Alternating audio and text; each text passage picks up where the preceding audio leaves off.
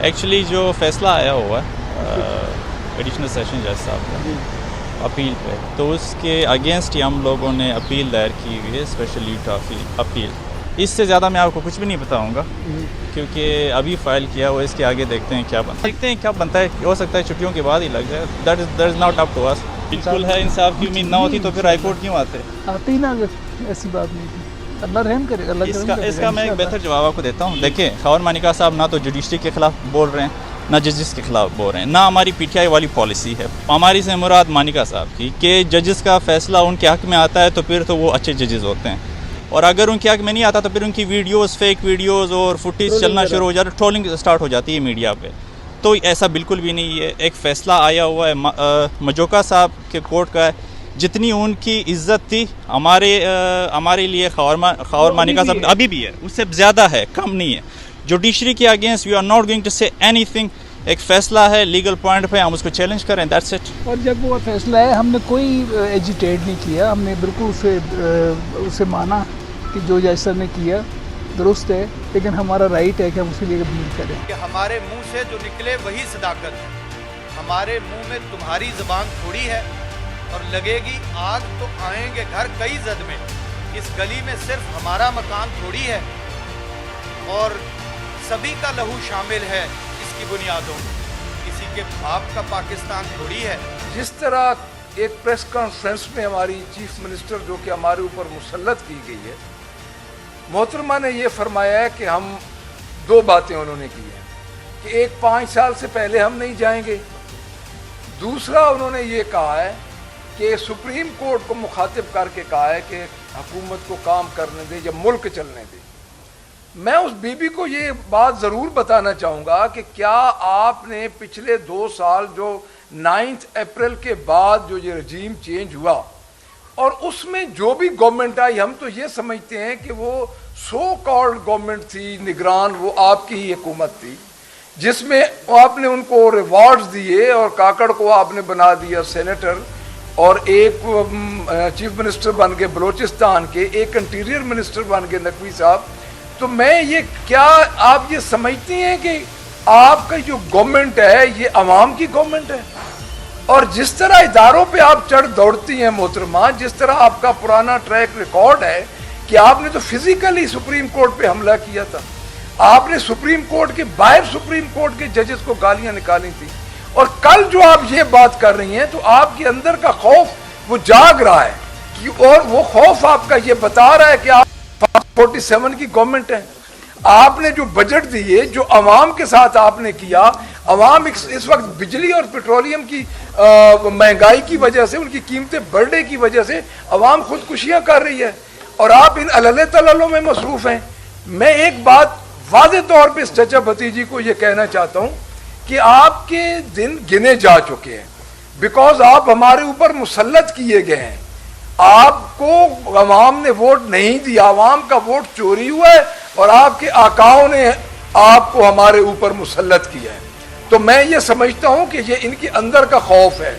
جو اڈیالہ جیل میں قیدی 804 بیٹھا ہے، اس کا خوف ہے کہ جب بھی وہ باہر نکلے گا، یہ سارے لا نوئنگ بیٹھے ہیں. میں ان کے ساتھ یہ ضرور بات کروں گا کہ جن کیسز کی بیس نہیں ہوتی انہوں نے ڈسپوز آف ہونا ہوتا ہے، جلد یا بدیر اس کو زیادہ سے زیادہ یہی کر سکتے ہیں کہ لنگر آن کریں.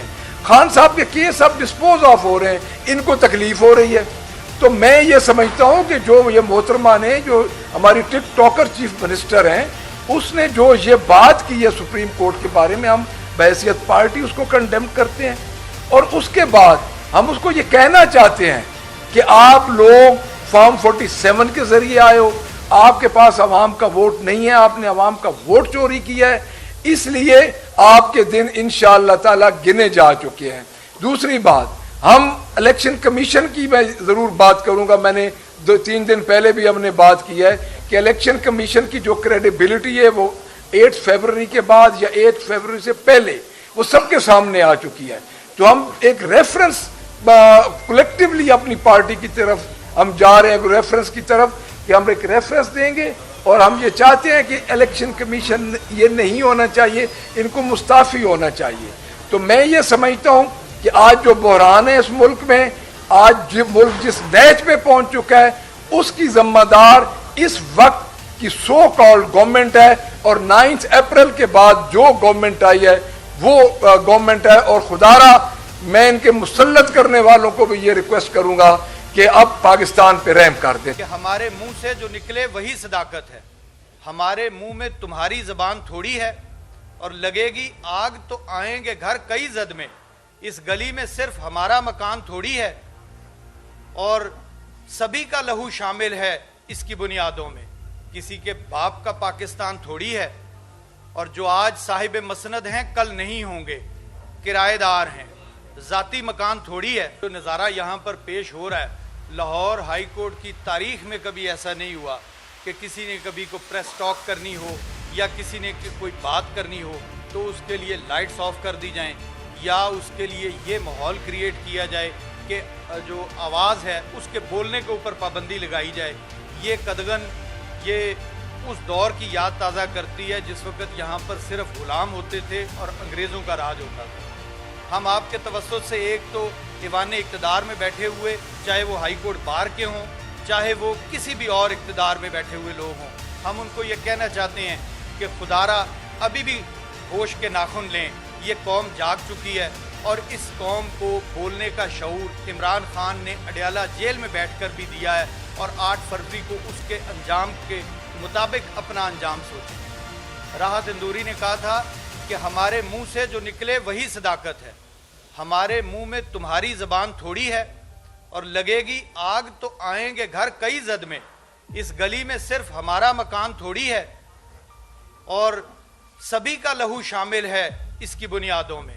किसी के बाप का पाकिस्तान थोड़ी है और जो आज साहिब मसनद हैं कल नहीं होंगे, किराएदार हैं, जाती मकान थोड़ी है।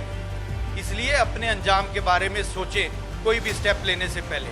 दूसरी गुजारिश, जो ऑनरेबल चीफ जस्टिस ने एक मुतनाज़िया जुडिशल कमीशन का जो इजलास कंडक्ट किया और उसकी रोशनी में जिस तरीके से रिटायर्ड जजेस को अपनी रिटायरमेंट से महज 1-1.5 माह कबल वो किसी न किसी तरीके से सुप्रीम कोर्ट में लाकर बिठाना चाहते हैं, वो अमल सरासर बदनीयती पर मबनी है।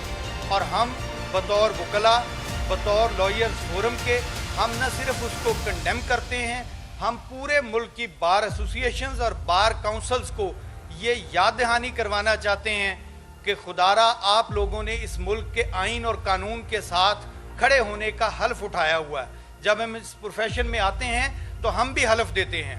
इतनी बड़ी जो गैर कानूनी हरकतें हो रही हैं, honourable chief justice of supreme court को उस वक़्त इसका ख्याल क्यों नहीं आया जिस वक़्त यहाँ पर सड़कों पर ख़वातीन को घसीटा जा रहा था, जिस वक़्त बुनियादी इंसानी हकूक़ की तज़लील हो रही थी, जिस वक़्त एक ही एफआईआर में 2-2 हज़ार आदमियों को इम्प्लीकेट किया जा रहा था।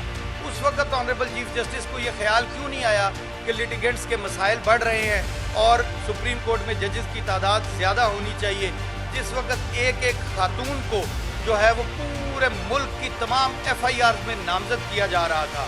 इसलिए honourable chief justice of Pakistan से ये कहते हैं कि तारीख़ खड़े होने वालों को याद करती है, तारीख़ इंसाफ के लिए आवाज़ बुलंद करने वालों को याद करती है, तारीख़ तलवे चाटने वालों को याद नहीं करती। आप जाने से पहले अपने रिकॉर्ड को दुरुस्त करके जाएं।